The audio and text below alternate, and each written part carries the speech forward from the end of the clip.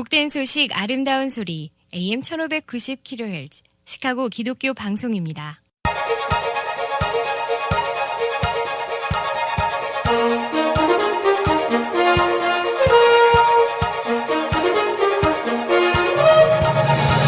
김정일 해설위원의 시사 해설. 세상을 넓게 봅니다. 삶의 지평이 넓어집니다.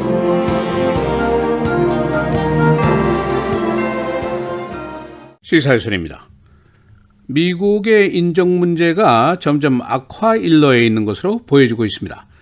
5월 들어서만 전국 각지에서 혐오 범죄, 헤이트 크라임이 계속이 되고 있고 그 범죄의 성격도 언어 공격이라든가 폭행에서 그치지를 않고 살인까지 고조가 되고 있습니다.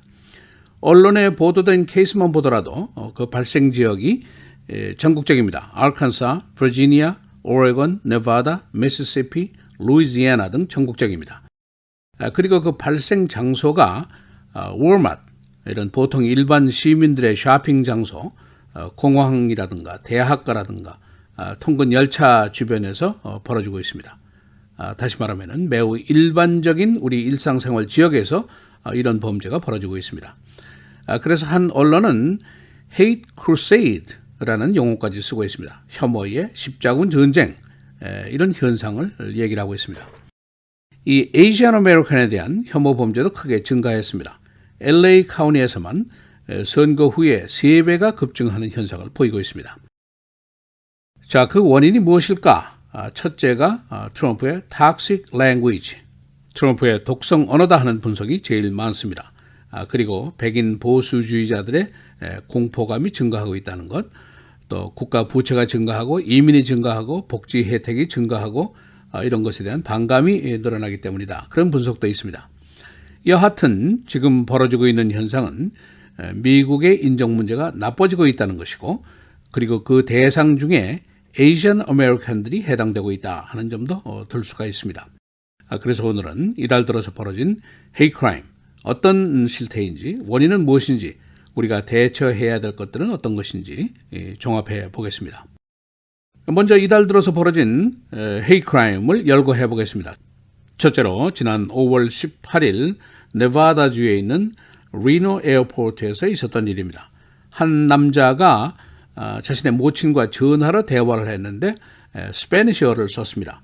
그런데 옆에 있던 백인 남자가 영어를 써라 라고 고함을 지르면서 공격을 했습니다. 그런데 사실은 피해자가 영어권 사람이었습니다. 그래서 가해자에게 즉석에서 항의를 했는데 대결이 악화되면서 경찰이 충돌을 했었습니다. 두 번째, 5월 19일 뉴올리언스주의 시장이 인종 문제에 대해서 막말을 했습니다. 시에 Confederate Civil War 동상을 철거했는데 인종차별주의의 심벌을 철거하는 것이 잘못이라고 주장을 했었습니다. 5월 20일 미시시피주의 하원 의원이 인종차별주의 동상 철거에 대해서 린칭, 흑인 폭행이라는 단어를 썼습니다. 네 번째로 버지니아주 5월 22일 스프린트 전화 스토어에서 백인 여성이 한 라티노 여성에게 이건 네 나라가 아니다 라고 폭언을 했었습니다. 다섯 번째, 같은 날 5월 22일 알칸사에서 백인 여성이 월마트 쇼핑을 하다가 라티노 여성에게 길을 비켜라 라고 폭언을 하면서 Go back to your country 라고 얘기를 했고, 옆에 있던 흑인 여성에게는 N-word를 사용했습니다. 여섯 번째로 University of Maryland 부근에서 백인 남성이 흑인 남성에게 길을 비켜라 라고 얘기를 했다가 말을 듣지 않자 칼로 살해를 했습니다. 일곱 번째, 포틀랜드, 오레곤 열차 정류장 부근에서 백인 남성이 히잡을 쓴 모슬렘 여성에게 폭언을 했습니다. 곁에서 말리던 모슬렘 남자 2명을 이 사람이 살해를 했습니다. 이런 일련의 사건들을 살펴보면 범행 장소가 보통 우리가 일상생활을 영위하는 그런 것입니다. 월마트라든가 전화기 스토어라든가 공항, 열차 정거장, 대학가 등등 이런 것입니다. 그리고 가해자가 누구냐? 보통 일반 백인들입니다. 중년의 백인 여성도 있고 백인 대학생도 있고 선출직 시장, 선출직 주 하원 의원도 끼어 있습니다. 특히 대학가가 위험합니다. 지난 1년 동안 통계를 보니까 혐오범죄가 140건이 발생했습니다. 즉 우리 대학 다니는 자녀들이 안전하지 않은 지역에 있다고도 얘기를 할 수가 있습니다. 에이시안 아메리칸 대상 혐오범죄입니다. LA 카운티에서만 2017년 들어서 18건이 발생했습니다. 3배가 증가한 것입니다. 이것은 Asian American Advancing Justice의 조사입니다. 그런가 하면은 캘리포니아 스테이트 유니버시티의 조사입니다. 2016년도 아시안 대상 혐오 범죄가 20%나 증가했습니다. 트럼프 등장 이후 2017년 5월 19일까지 언론과 소셜미디어에 보도된 것만 혐오 범죄 발생이 1064건입니다. 이것은 Southern Poverty Law Center의 조사입니다. 이 전국에 헤이트 그룹이 액티브한 것만 917개가 있습니다. 일리노이 주 내에 32개가 활동을 하고 있습니다. 중서부 지역, 일리노이부터 해서 위스콘신, 인디아나, 아이오와, 캔서스에 모두 수십 개씩의 헤이트 그룹이 활동을 하고 있습니다. 분석을 해보면 최근 혐오 범죄의 급증 현상, 일상생활 지역에서 발생하고 있습니다. 그리고 우리 주변에 헤이트 그룹, 혐오 단체가 활동을 하고 있습니다. 또 가해자들이 누구냐? 평범한 이웃들입니다. 중년 백인 여성들도 많이 있습니다. 이런 일반적인 현상으로 봐서 우리가 범죄 피해에 노출될 수 있는 개연성이 있다, 이렇게 볼 수가 있습니다. 과연 그 원인들이 무엇인가? 첫째는 트럼프의 toxic language가 가장 많이 꼽히고 있습니다. 그가 대통령으로서 한 발언들 때문에 일반 사람들이 대담해지고 있다는 겁니다. License to hate, 그 혐오를 할 수 있는 면허를 줬다, 그런 분석이 나오고 있습니다. 두 번째는 백인 보수주의자들의 공포감이 자극되고 있다는 겁니다. 2044년이 되면은 미국의 백인이 소수가 됩니다. 그래서 반이민이라든가 다문화, 다양성에 대한 반감이 고조되고 있습니다. 또 한 가지, 불법 이민들이 많고 흑인 대통령이 등장을 했었고 소수계에 대한 복지 혜택이 늘어나고 있고 국가 부채도 늘어나고 있고 이런 이유들도 꼽히고 있습니다. Asian American, 워낙 소수입니다. 그래서 흑인, 백인, 브라운 이런 컬러 코드의 범주에도 들어가지 않습니다. 우리 보고 누가 yellow라고 하지 않습니다. 실제로 우리의 컬러는 invisible, 보이지 않는 컬러, 존재감이 없는 그룹, 이렇게 취급이 되어 왔습니다. 그러나 최근에 혐오 범죄는 3배나 증가를 했습니다. 예를 들면 스코키에서 Speak English 하고 한인 여성이 봉변을 당한 것, LA에서 한인 여성 노인이 구타를 당한 것, 또 시카고에서 연전에 중국계 여인 보고 시카고 경찰이 Go back to your country 하고 포원을 한 것, 또 윤완중 씨 피살 사건, 백인 우월주의자들이 에이시안도 적으로 간주하고 있다는 증거라고 볼 수가 있습니다. 그래서 우리 주변에 위험이 있다고 보는 것이 타당합니다. 어느 자리에서 한 10여 명이 앉아 있었는데 이런 질문이 있었습니다. 만일 내가 이런 인종 문제와 관련한 봉변을 당한다면 어떻게 반응하는 것이 좋을까? 그런 질문이었습니다. 대부분의 답변이 이렇습니다. 이것이 정답이라고는 말하지 않겠습니다. 각자가 처한 상황에 따라서 달라지겠죠. 그런데 공통적인 반응은 우선 내가 냉정해지겠다, 쿨다운 하겠다, 그리고 충돌을 피하겠다, 그런 답변이었습니다. 그리고 만일 경찰을 부르게 되면 상황 설명을 할 자신이 있어야 할 것이다.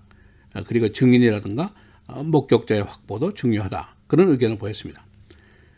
결국 우리들의 경우에는 개인 자신이 이 문제에 대처하는 수밖에 없습니다.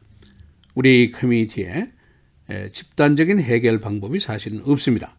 그리고 인종 문제에 대한 교육이라든가 계몽이라든가 또 인식 자체가 우리 커뮤니티에 거의 없는 것이 현재 실정이기 때문입니다. 시사해설 김정일입니다.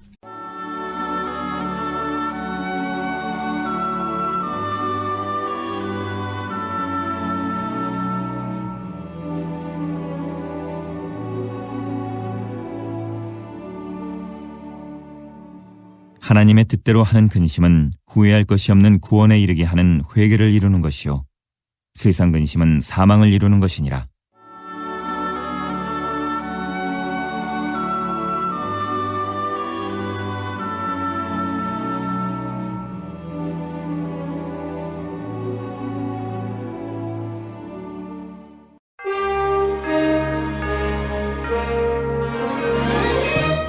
헤드라인 뉴스입니다.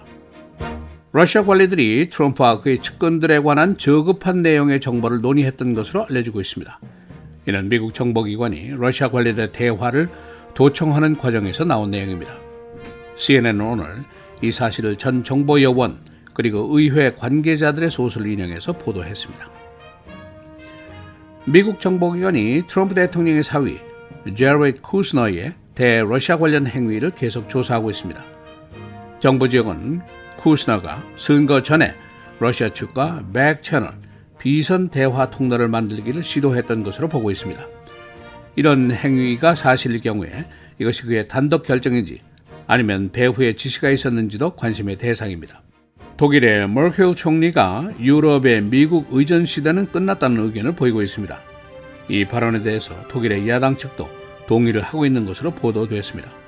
트럼프 대통령은 이번 유럽 순방 시에 독일의 무역 역조, 네토의 방위비 지출 부진에 대해서 비난했고 파리 기후 협약에 대해서는 확실한 의사를 밝히지 않았습니다. 파나마의 전 독재자인 마누엘 노리에가가 사망했습니다. 83살. 그는 뇌종양 수술 이후에 코마 상태에 있었습니다.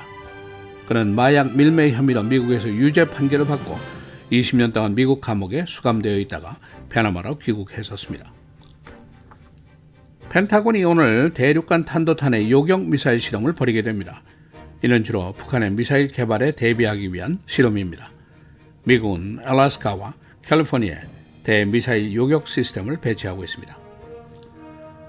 포틀랜드 시장이 극우 단체의 집회 일정을 막아줄 것을 연방정부에 요청했습니다. 이 지역의 극우 단체는 반이민, 반소수계 집회를 열 계획입니다. 테드 윌러 시장은 최근에 있었던 포틀랜드 열차역 군의 혐오범죄 살인사건 이후에 이를 거부해 왔었습니다. 포틀랜드에서는 지난주에 백인 남성이 모슬림계 남성 2명을 칼로 찔러서 살해했습니다. 일리노이 주 하원은 시카고의 총기 규제 법안, 이민보호법안, 선거법안 등을 지지했습니다. 그러나 주 예산 통과에는 실패했습니다. 시카고의 총기법, 총기 불법 소지 등 재범의 경우에는 벌칙을 크게 강화했습니다. 시카고의 메모리얼 데이 연휴 총격 사건 30여 건에 5명 사망, 17명 부상입니다. 작년보다 크게 감소됐지만 경찰은 결과를 조심스럽게 분석하고 있습니다. 작년 총격 사건 71건, 사망 6명이었습니다. 시 경찰은 이번 주말에 1,200명의 경찰을 시가지에 추가 배치했었습니다. 91살 난 노인이 주 예산 통과를 촉구하는 도보 행진 시위를 성공적으로 마쳤습니다. 그는 지난 5월 15일 시카고를 출발해서 200마일을 행진했습니다. 알프레드 킹거, 금년도 91세, 2차 대전 참전 용사입니다. 저희 기독교 방송에 실시했던 선교 방송을 위한 모금 방송, 지난 주말 현재 모금 총액이 13만 2,659달러입니다. 목표액이 달성되었습니다. 애청자 여러분의 성원에 다시 한번 감사를 드립니다. 날씨입니다. 오늘 대체로 흐리고 한때 비 70도, 수요일 내일 맑고 흐리고 70도, 목요일 맑고 76도, 금요일 흐리고 비 75도, 토요일 흐리고 비 66도입니다.